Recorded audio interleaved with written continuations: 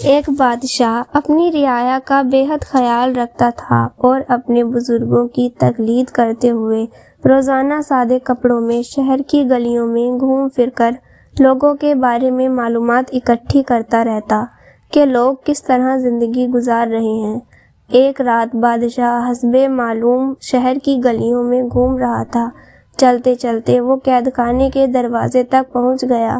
قید خانے کے پاس سپاہی ایک چور کو پکڑ کر اندر لے جا رہے تھے۔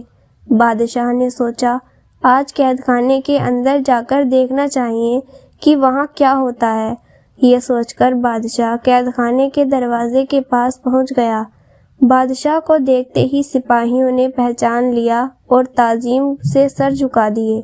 بادشاہ نے جب سپاہیوں کو بتایا کہ وہ قید خانے کا معائنہ کرنا چاہتا ہے تو سپاہی بادشاہ کو لے کر اندر چلے آئے۔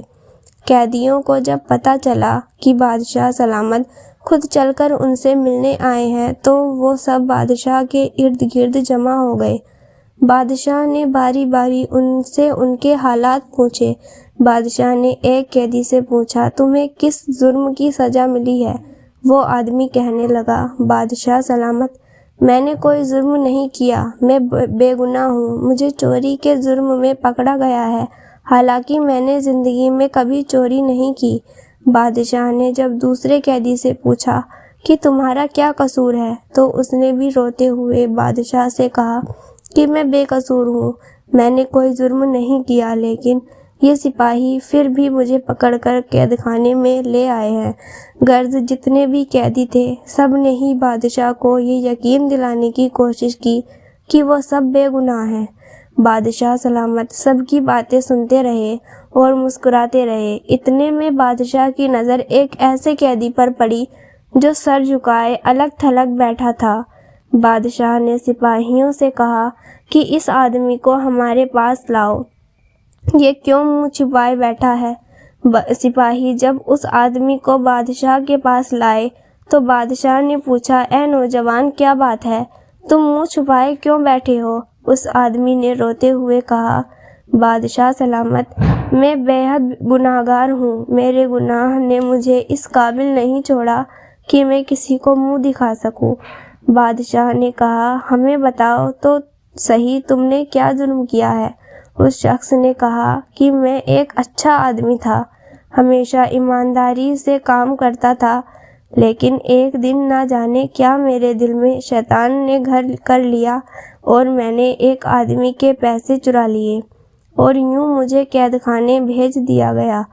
بادشاہ نے سوچتے ہوئے کہا کہ یہاں یہ سب بے گناہ ہیں سوائے تمہارے، صرف تم ہی ایسے آدمی ہو جس نے اپنے آپ کو گناہگار بتایا ہے، لہٰذا اتنے بے گناہ لوگوں میں ایک گناہگار کو نہیں رہنا چاہیے، میں تمہیں رہا کرتا ہوں۔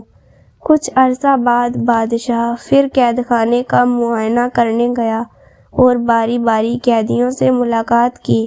اس دفعہ ہر قیدی نے بادشاہ کو اپنے جرم کی تفصیل بتائی۔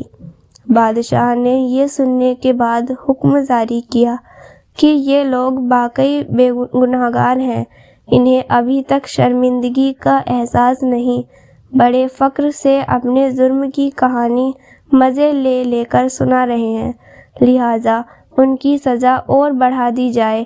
یہ سن کر وہ لوگ بے حد حیران ہوئے اور بادشاہ کے جانے کے بعد اس کے وزیر سے پوچھنے لگے کہ جب اس شخص نے اپنے گناہ کا اعتراف کیا تھا تو بادشاہ نے اسے چھوڑ دیا، لیکن جب ہم نے گناہ کا اعتراف کیا تو بادشاہ نے ہمیں اور سزا دے دی، ایسا کیوں ہوا؟ یہ سن کر بادشاہ کا وزیر جو بادشاہ کے مزاج کو سمجھتا تھا کہنے لگا پہلے آدمی کو اس لیے چھوڑ دیا گیا کہ اس نے جرم کا اعتراف اس لیے نہیں کیا کہ وہ آزاد ہونا چاہتا تھا، بلکہ اس لیے کیا تھا کہ وہ اپنے کیے پر نادم اور شرمندہ تھا، لیکن تم لوگوں نے پہلی دفعہ بادشاہ کو اپنی بے گناہی کی کہانی اس لیے سنائی تاکہ وہ تمہیں آزاد کر دیں، اور اس دفعہ گناہ کا اعتراف بھی اس لیے کیا کہ شاید بادشاہ تمہیں چھوڑ دے۔ اس لیے بادشاہ نے تمہیں آزاد نہیں کیا۔ تو دوستو، بالکل اسی طرح اگر ہمیں سچ میں اپنی غلطی یا گناہ کا احساس ہو جائے اور اس پر ندامت بھی ہو تو ہمیں دل سے معافی مانگ لینی چاہیے، اور وہ اللہ بہت رحیم اور کریم ہے، یقیناً ہمیں معاف بھی کر دے گا، بے شک وہ معاف کرنے والا ہے۔